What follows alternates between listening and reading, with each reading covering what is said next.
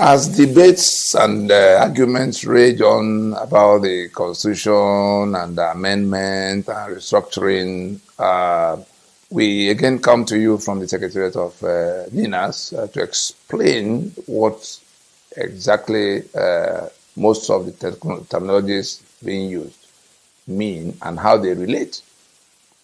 Therefore, how we can manage all of it, to accommodate everybody in a process that everybody can relate with. And so we've seen that away from what it used to be, many people used to argue that the Constitution is not the problem. It is the people who are managing the Constitution that are not doing well. The illiteracy and ignorance of that proposition has been exposed by the recent happenings in the country so that everybody can see that the Constitution is at the 1999 Constitution, the unitary Constitution of Nigeria, is at the center of all the problems Nigeria is contending with. And Nigerians too, both the mass impoverishment that has made them global capital for poverty and the gross insecurity that is raging all over the place, and the hopelessness, that is growing by the minute.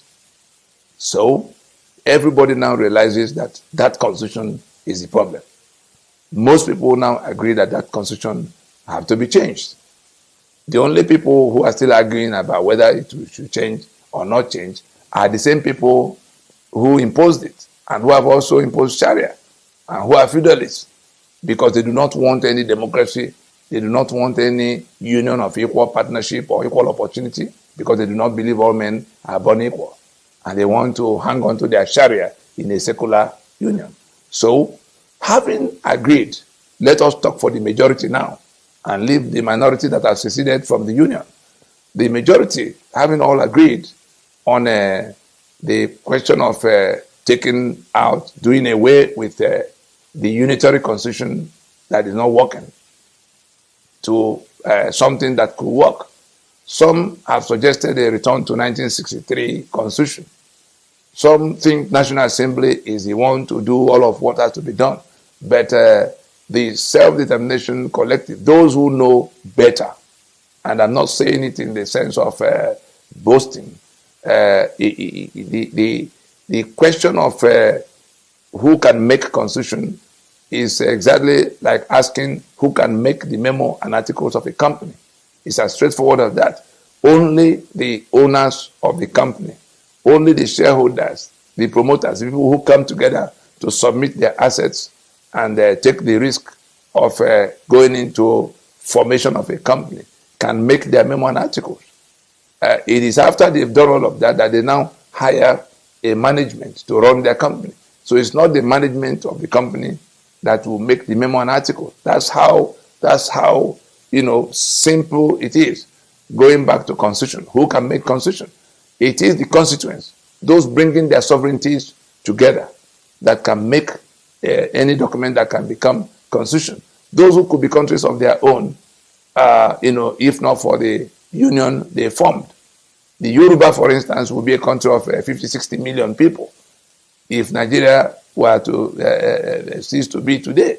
The eastern Nigeria, the lower Niger, that's the eastern half of southern Nigeria, the south and southeast, as we have it in this map, would be a country of more than 70 million people if Nigeria was not occupying their space today.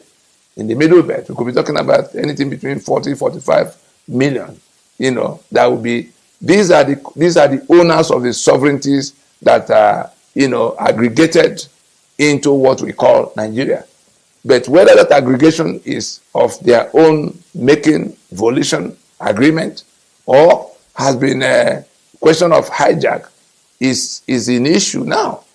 At independence, the reason they became one country, all these constituents, the reason they became one country at independence in 1960 was because they had agreed to be a federation.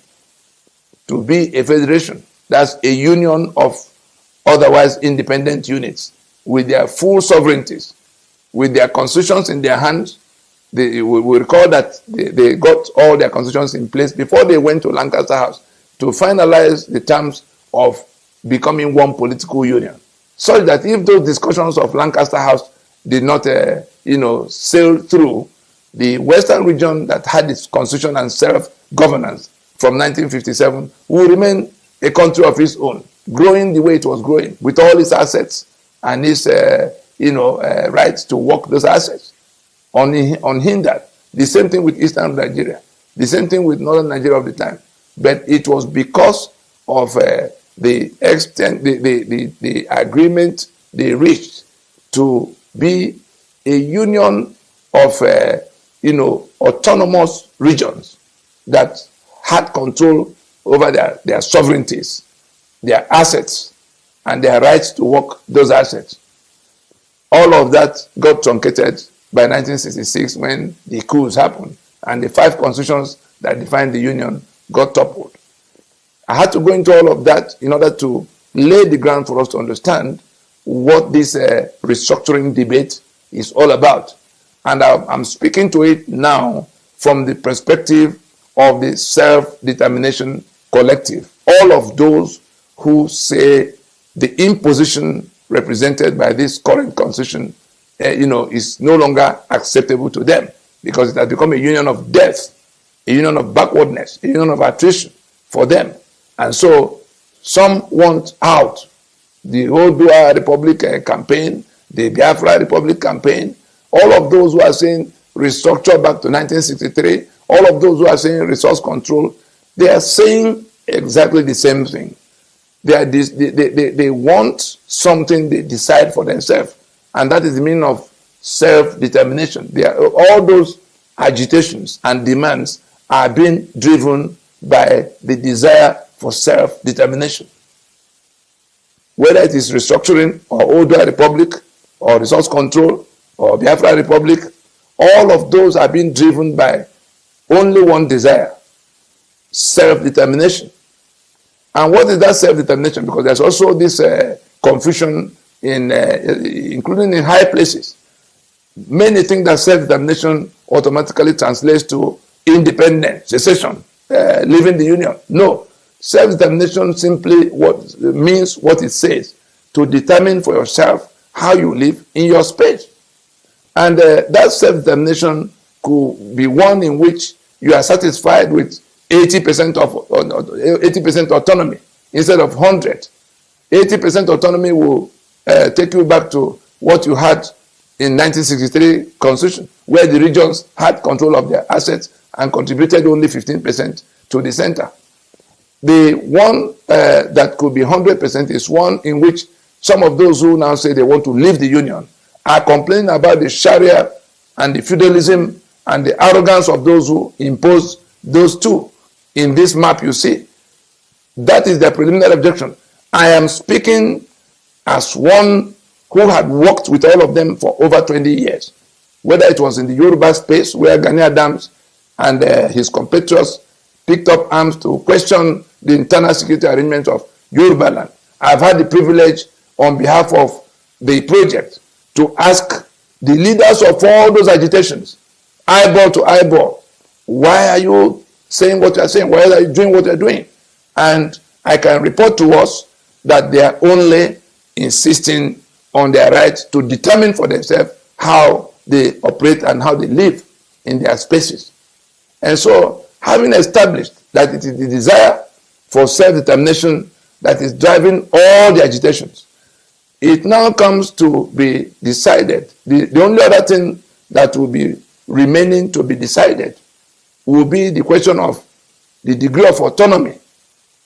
It's only the degree of autonomy that varies between those who seek exit, outright exit. They want 100% autonomy. Oodua Republic, Biafra Republic, the Igbohos of this world, the Nnamdi Kanus of this world, they may not be able to explain it the way we're explaining now, but that is what they want: 100% autonomy. The people who are talking about restructuring and who are pointing us back to 1963 Constitution are also discussing, the same self-determination, but they will be satisfied with 80% autonomy, so that there's a union office to manage the balance of 20%. There are also people who are saying that the states as we have them now, let us devolve power back to them there's an anomaly in that suggestion. There's an ignorance driving that suggestion. It is not the center that will devolve power to the federating units. In a federation, it is the federating units that donate power that become the power. All the power the center will have must come from, the federating units. And so the argument of devolution of power is illiterate, is ignorant, and those canvassing it should go and find out the meaning of federation, should go and find out whether it is the company that creates its shareholders and its owners, or the owners that create the company. What that suggestion is like saying, let this company now appoint who will own it. It is a reverse logic. And so we come back to the real question of from where Nigeria is now. Since we all accept, since we have come to realize that it is the constitution that is the problem, the unitary constitution, we've all come to accept that it has to change to something else. The one question left for everybody to answer now, and we have limited time to answer it before something else answers it for all of us, is by what mechanism will that change? By what mechanism will the word change has been polluted and bastardized in Nigeria? By what mechanism will that fundamental reconstruction, which has acquired the street name restructuring, be undertaken? We have the NINAS has a comprehensive answer that has been articulated and put on the table since 2018. We recall when in 2018 President Buhari went to France to talk down on those who are demanding for restructuring. He said that those who were asking for restructuring don't know what they are looking for, don't know how it can be done. They're just there causing confusion and making noise. Again, forgetting that he himself was part of the process, the PRONACO process, by which we undertook the interrogation of what the problem was and what needed to be done. So on behalf of the alliance, we had raised an open memo titled Open Memorandum to President Muhammad Buhari on the restructuring debate. Anybody who Googles that will see what we wrote to him, spelling out what restructuring means in exact terms, spelling out the step-by-step procedure for undertaking it, and pointing out in that articulation the fact that that reconstruction that we now call restructuring can yield any of the many outcomes possible. It can yield a federation that will be a proper federation. It can yield a confederation. It can also yield non-federation if we go through the two-stage process, which the proclamation of December 16th, the constitutional force majeure, the demands of the constitutional force majeure proclamation of December 16th spelled out the two-stage process by which we can determine, by which we can get those who are fed up with how Nigeria is now to decide in a manageable process through a period of transition what they want in terms of the degree of autonomy. So restructuring can also deliver. That's by the explanation I've made now, we can see that if we go into that reconstruction, first by putting aside the 1999 constitution, just like the apartheid constitution of South Africa had to be put aside before they went into CODESA in a transition presided over by Frederick de Klerk of the time.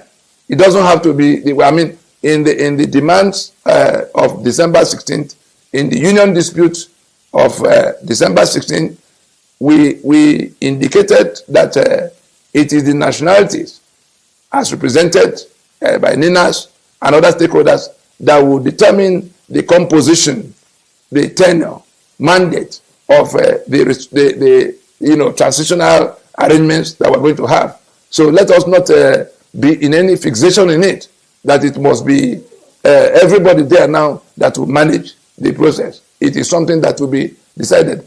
Once we all accept that this constitution will have to, this 1999 constitution will have to get out of the way, we are not in, the people who are making these demands, Ninas is not in any quarrel with those in government house. Ninas is saying, let the nominal governance remain in a transitional capacity. And so we go into that two-stage process by which all of those who are complaining, whether they want out or they want more autonomy or they want resource control, the process by which they will make that choice via referendum. That is what had been listed out in that open memo, so that nobody can come debating, nobody can come arguing, because every day we tune the TV stations these days, all the discussions end in only one thing. Nobody knows how to undergo or undertake this restructuring. That's the prevailing view now. Because when they rush to National Assembly, we say no, National Assembly has no mandate to deal with our sovereignties. And so they say, they accept that constitution has to change. Let's go and write another constitution. And I saw some senior advocates writing constitution, Olisabakoba and co, Farana and co, writing constitution to go and give to them to now adopt. You know, it's marks of illiteracy on the jurisprudence of constitution making. It's marks of dishonesty, because I've engaged most of them to say it cannot be so. We saw the memo, Yadudu, the quota professor, Awari Yadudu. We saw the memo he just sent to the House of Representatives, telling them to stick onto the amendment as the only way to go. At a time we have established that the mandate, the legislative mandate of the National Assembly does not extend to constitution making, you know. And so we just come back to where everybody has to come down from their high horses. Time is running. The 120 days we took from April the 17th to consult with the populace and the international community, we can already see some of the outcomes. Yoruba is on the street rejecting the Union of Nigeria. The international stakeholders, the world powers, have pointed Nigeria to those propositions contained in our Constitutional Force Majeure Proclamation of December 16 to say, let the matter go to dialogue of the people.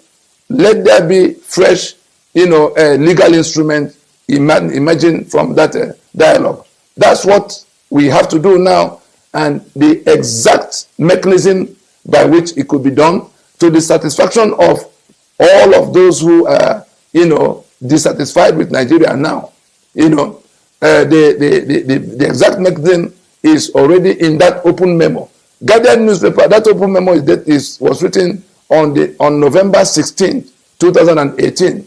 Guardian newspaper, reported on it on November 18. November 18, 2018. Anybody who can access Guardian will find it. And people could also Google open memorandum to President Muhammad Buhari on the restructuring debate coming from this alliance. Having said all of that, we also come back to the question of this Sharia, that is the preliminary objection by those who are saying they want to leave the union. Every other thing can be resolved in terms of issues of equity, issues of equal opportunity that have been missing.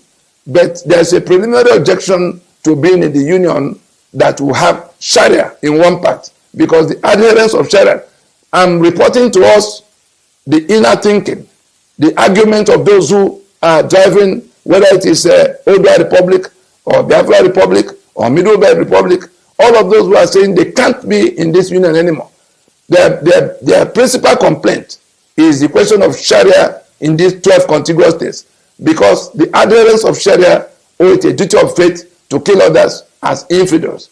And if you have a situation where you have to be in one political union with people who owe it a duty of faith to kill you, you can see that Sharia cannot cohabit in the same political space with democracy, which the rest of us desire. Cannot cohabit in the same political space with a constitutionalism. Cannot cohabit with a union of equal partnership. does not hold human life sacrosanct, since they owe to of faith to kill other people. And all of those who are saying they are fed up completely, they don't want to hear anything about Nigeria anymore. That is their principal contention. And you can see that in Yoruba land, there are also Muslims. But we've seen from the hearings going on about their so-called amendment, the Yoruba Muslim does not want Sharia.